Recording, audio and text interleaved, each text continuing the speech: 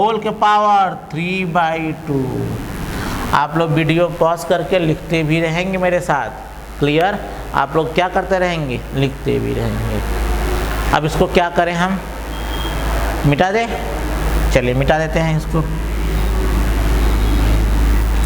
अब इसके बाद मेरे हीरो, तो सर क्या, तो सर E बराबर 1/4πε0 के 2ql अपान, जब पूरे घात के ऊपर दूसरा घात होता है तो घातों का आपस में गुणा हो जाता है, तो 2 का गुणा किससे होगा, 3/2 से, 2 से 2।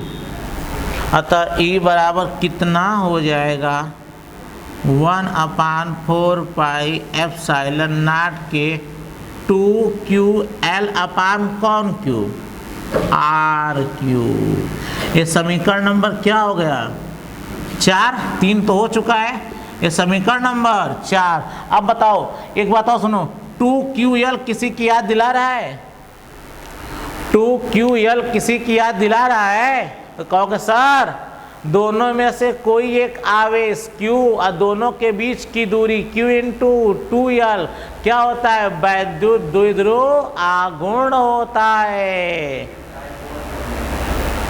क्लियर।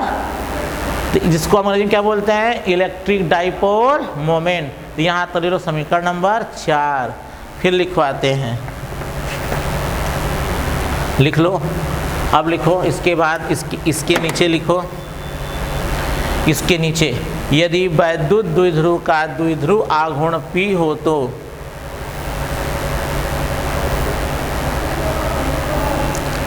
यदि वैद्युत द्विध्रुव का द्विध्रुव आघूर्ण P हो तो डैश, यदि वैद्युत द्विध्रुव का द्विध्रुव आघूर्ण P हो तो उसके बाद क्या मेरे हीरो, डैश। तो P बराबर क्या लिखा जाएगा, दोनों में से कोई एक आवेश का मान, तो कोई एक आवेश का मान क्या हो गया Q, और दोनों के बीच की दूरी कितनी है, 2l। अतः P बराबर क्या हो गया, 2ql। तो 2ql का मान कितना है, P है, तो लिखो नीचे, यदि लिख दिया ना यहाँ तक, इसके नीचे क्या लिखे, यदि वैद्युत द्विध्रुव का द्विध्रुव आघूर्ण P हो तो P बराबर Q इंटू 2l, P बराबर 2ql। अब नीचे लिखो 2ql का मान समीकरण 4 में रखने पर, 2ql का मान समीकरण 4 में रखने पर, 2ql का मान समीकरण 4 में रखने पर रख दो, E इक्वल टू 1/4πε0 के, लिख लिया ना। 2ql का मान समीकरण 4 में रखने पर बताओ 2ql का मान कितना है, P है, तो P अपान कौन क्यूब, R क्यूब।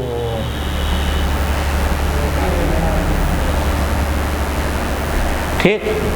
अब उसके बाद क्या है, यह तो माध्यम का परावर्तन क्या है के, उसके बाद क्या करते हैं, निर्वात अथवा, लिख लो नीचे। हाँ, यह फार्मूला डिराइव हो गया आपका, ठीक। इसके बाद क्या कर देंगे, एक सर्किल के अंदर, एक रेक्टेंगुलर ब्रैकेट के अंदर। अब नीचे लिखो निर्वात अथवा वायु में, निर्वात अथवा वायु में डैश। और जब डैश देते हैं तो वह लाइन क्या करते हैं, छोड़ देते हैं। निर्वात अथवा वायु में के बराबर 1, तो E बराबर कितना हो जाएगा, 1/4πε0 के नहीं, के का मान कितना हो गया, 1, तो E equal to 1/4πε0 P upon R cube. तो यह बिंदु P पर उत्पन्न परिणामी वैद्युत क्षेत्र का क्या है, मान है। अभी क्या बाकी है, अरे बोलो बेटे, दिशा डालो, हेडिंग दिशा।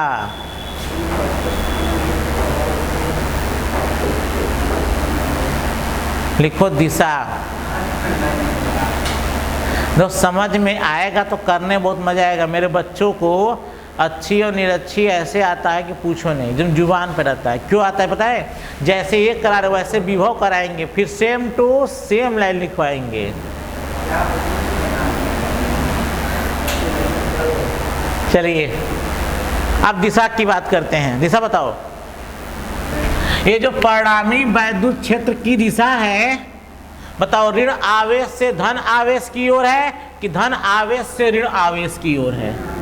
परिणामी वैद्युत क्षेत्र की दिशा आगे की ओर है। आगे मतलब माइनस क्यू से प्लस क्यू की ओर है कि प्लस क्यू से माइनस क्यू की ओर है? तो कहोगे परिणामी वैद्युत क्षेत्र की दिशा प्लस क्यू से माइनस क्यू की ओर है। पहली बात सिखा दिए। जो परिणामी वैद्युत क्षेत्र की दिशा है तो बोलोगे वैद्युत द्विध्रुव के धन आवेश से ऋण आवेश की ओर होता है। दूसरी बात, यह जो है ये द्विध्रुव की अक्ष के क्या है? समांतर। यह परिणामी वैद्युत क्षेत्र की दिशा जो है यह क्या है? समांतर। किसके समांतर है? तो मैंने क्या सिखाया था? माइनस क्यू और प्लस क्यू को मिलाने वाली रेखा द्विध्रुव का क्या कहलाती है? अक्ष कहलाती है। सुन पाए? आपने क्या सीखा? आपने क्या सीखा कि माइनस क्यू और प्लस क्यू को मिलाने वाली रेखा क्या कहलाती है? द्विध्रुव का अक्ष कहलाती है। और यह जो परिणामी वैद्युत क्षेत्र है इस अक्ष के क्या है? समांतर है। अक्ष के क्या है? समांतर है। तो पहला परिणामी वैद्युत क्षेत्र की दिशा है, लिखना नहीं है, सुनना है। परिणामी वैद्युत क्षेत्र की दिशा द्विध्रुव की अक्ष के समांतर। अब बताओ ऋण आवेश से धन आवेश की ओर है कि धन आवेश से ऋण आवेश की ओर है? तो बोलोगे ये पीछे है। पीछे मतलब धन आवेश से ऋण आवेश की ओर है। इसी बात पे लिख दो दिशा। परिणामी वैद्युत क्षेत्र वेक्टर ई की दिशा लिखो, बढ़ो, वो बैठा है बना दिशा। परिणामी वैद्युत क्षेत्र वेक्टर ई की दिशा, परिणामी वैद्युत क्षेत्र वेक्टर ई की दिशा द्विध्रुव की अक्ष के समांतर।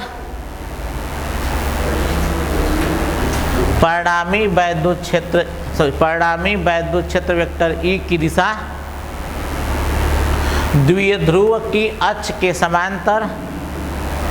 द्विध्रुव की अक्ष के समांतर धन आवेश से ऋण आवेश की ओर होता है।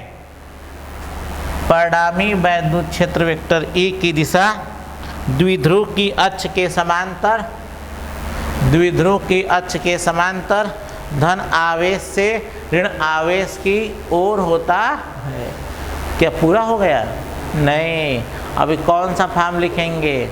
सदिश रूप में डालो हेडिंग, सदिश रूप में। सदिश रूप में लिखो नीचे। जब सदिश रूप में हेडिंग डाले तो वह लाइन छोड़कर लिखो वैद्युत द्विध्रुव के कारण निरक्षी स्थिति में उत्पन्न वैद्युत क्षेत्र की तीव्रता। निरक्षी स्थिति में वैद्युत द्विध्रुव के कारण निरक्षी स्थिति में उत्पन्न वैद्युत क्षेत्र की तीव्रता। निरक्षी स्थिति में वैद्युत द्विध्रुव के कारण क्या? क्या लिखे? सदिश रूप में वैद्युत द्विध्रुव के कारण निरक्षी स्थिति में उत्पन्न वैद्युत क्षेत्र की तीव्रता क्या दोगे? डैश। लिख लो E=1/4 पाई एप्सिलॉन नॉट के P/Q R⁴ पर हमें किस रूप में लिखना है? सदिश रूप में लिखना है ना। तो आइए थोड़ा समझते हैं। बताओ यह वैद्युत क्षेत्र है, ध्यान से। यह कौन क्षेत्र है? वैद्युत क्षेत्र। वैद्युत क्षेत्र की दिशा किधर है? पीछे। अब ये कौन है? वैद्युत द्विध्रुव आघूर्ण है। तो पता क्या करोगे? वैद्युत द्विध्रुव आघूर्ण की दिशा। तो बताओ मैंने क्या सिखाया था? वैद्युत द्विध्रुव आघूर्ण एक सदिश राशि है जिसकी दिशा ऋण आवेश से धन आवेश की ओर होता है। अर्थात ध्यान सुनना, अर्थात वैद्युत द्विध्रुव आघूर्ण की दिशा ऋण आवेश से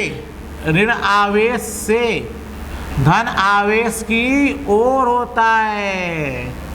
ऋण आवेश से धन आवेश की ओर होता है। यह वेक्टर क्या हो गया? P की दिशा। तो मुझे बताओ वेक्टर P किधर है? आगे। वेक्टर ही कहाँ है? पीछे। दोनों की दिशा में है। अब मैंने क्या सिखाया था? जब दो वेक्टर विपरीत दिशा में होते हैं, ध्यान सुनो, तो आप बताओ वेक्टर किस पर लगेगा? 1/4 पाई एप्सिलॉन नॉट के पे वेक्टर तो लगेगा नहीं। पूछो क्यों नहीं लगेगा? कांस्टेंट है। आर क्या है? दूरी सदिश राशि नहीं है। तो बचा कौन कौन? ई और पी। ई पर क्या लगेगा? वेक्टर। पी पर क्या लगेगा? वेक्टर। बट दोनों की दिशा में है? विपरीत दिशा में। इसलिए इसके पहले क्या लग जाएगा? माइनस। या मैं वेक्टर में क्या कर चुका हूँ? सिखा चुका हूँ। अब इसके बाद यह अंडरलाइन कर दीजिए। अतः vector E = 1/4 pi epsilon not के माइनस वेक्टर P अपान वेक्टर RQ। ठीक। अब नीचे लिखो एक लाइन। जो सवाल सुन लो, जो व्यंजक दिया रहता है, जो सवाल पूछा रहता है, वही सेम टू सेम यहाँ क्या करते हैं? उतार देते हैं। तो लिखो यही वैद्युत द्विध्रुव के कारण निरक्षीय स्थिति में उत्पन्न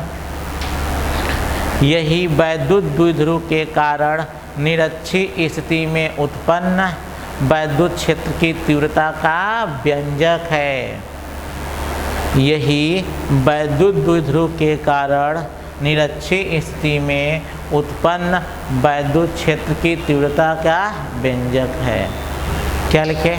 यही वैद्युत द्विध्रुव के कारण निरक्षीय स्थिति में उत्पन्न वैद्युत क्षेत्र की तीव्रता का व्यंजक है। ठीक।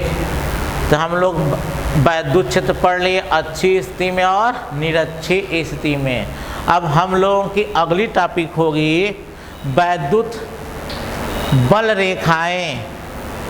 क्या नहीं होगी सर? वैद्युत बल रेखाएं, इलेक्ट्रिक फील्ड लाइंस। वैद्युत बल रेखा और वैद्युत बल रेखाओं के गुण पढ़ा जाएगा। क्या पढ़ा जाएगा? वैद्युत बल रेखा और वैद्युत बल रेखाओं के गुण पढ़ा जाएगा। क्लियर? समझ में आया? इसको सुन लो। इन दोनों में से अच्छी और निरक्षी में से कोई एक पूछ देता है, अतः इसे जुबान में क्या करोगे? रट लोगे। आज के लिए बस इतना ही। जल्दी करो जी। अरे बंद करना एकदम। हाँ बकचोद हो तुम लोग ना, मजा ले रहा बैठ कर।